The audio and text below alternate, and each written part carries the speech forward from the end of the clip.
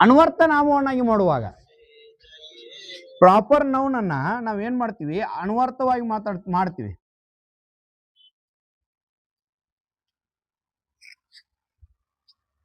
Proper noun ಅನ್ನ ನಾವೇನ್ ಮಾಡ್ತೀವಿ, ಅನ್ವರ್ಥವನ್ನಾಗಿ ಮಾಡ್ತೀವಿ. ಕೆಲವೊಮ್ಮೆ ಪ್ರಾಪರ್ ನೌನ್ಗಳ ಮುಂದೆನೂ ಕೂಡ ನಾವೇನ್ ಮಾಡ್ತೀವಿ, ಅನ್ವರ್ಥವನ್ನಾಗಿ ಮಾಡ್ತೀವಿ. ಅವಾಗ ನಾವು ಬಳಸ್ತೀವಿ. ಅನ್ವರ್ಥ ಅಂದ್ರೆ ಏನು ಅನ್ನೋದು ನಿಮಗೆ ಕನ್ನಡದೊಳಗೆ ಗೊತ್ತದ, ಅಥವಾ ರೂಪಕ ಅಂತ ಕರಿತೀವಿ. ಏನ್ ರೂಪಕ ಇದು ನೋಡ್ರಿ, ನಮ್ಮ ಶಾಲ್ಯಾಗ ಒಬ್ಬ ಭಾಳ ಶಾಣೆ ಅದಾನ. ಭಾಳ ಶಾಣೆ ಇದ್ದವ ಬಂದಾಗ ಏನ್ ಮಾಡ್ತೀರಿ ನೀವು, ನಮ್ಗ ಫಸ್ಟ್ಗೆ ಮೊದಲಿಗೆ ಏನೈತಪ್ಪ ಅಂತಾರ, ಪ್ರಾಪರ್ ನೌನ್ಗಳ ಮುಂದೆ ಯಾವುದೇ ಆರ್ಟಿಕಲ್ ಅನ್ನ ಹಾಕಬಾರ್ದು ಅನ್ನೋದು ಏನೈತಿ ನಿಯಮ ಐತಿ.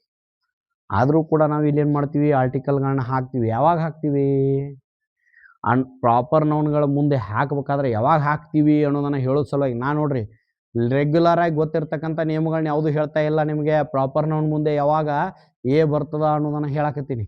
ಪ್ರಾಪರ್ ನೌನ್ ಮುಂದೆ ಎ ಮತ್ತು ಯಾನ್ ಯಾವಾಗ ಬರ್ತದಪ್ಪ ಅಂತಂದ್ರೆ, ನಿಮ್ಮ ಶಾಲ್ಯಾಗ ಒಬ್ಬ ಭಾಳ ಶಾಣೆ ಅದನ್ರಿ, ಸೈಂಟಿಸ್ಟ್ಗಳಿಗೆ ಎತ್ಲಿಕ್ಕೆ ಏನೆಲ್ಲ ಮಾಡ್ತಿರ್ತಾನ.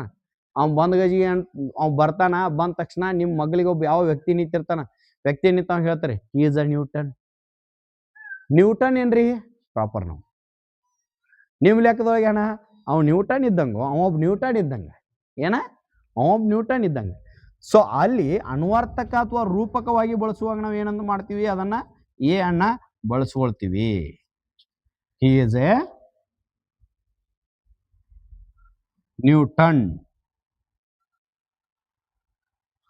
ಭಾಳ ಚಂದ ಆಟ ಆಡ್ತಿರ್ತಾನ್ರಿ, ಅವ್ ಹೇಳ್ತಾರೆ ಹಿ ಈಸ್ ಅ ತೆಂಡೂಲ್ಕರ್.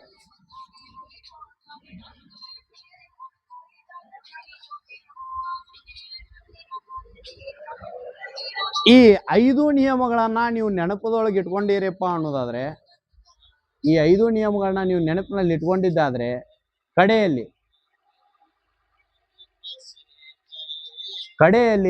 ಇನ್ನೇನಾಗತ್ತಪ್ಪ ಅಂತಂದ್ರೆ, ಎ ಎಲ್ಲಿ ಬಳಸ್ಬೇಕು, ಆ್ಯನ್ ಎಲ್ಲಿ ಬಳಸ್ಬೇಕು ಅನ್ನೋದನ್ನ ಸ್ವಲ್ಪ 2 ನಿಮಿಷದೊಳಗೆ ಹೇಳಿ ಮುಗಿಸ್ತೀನಿ.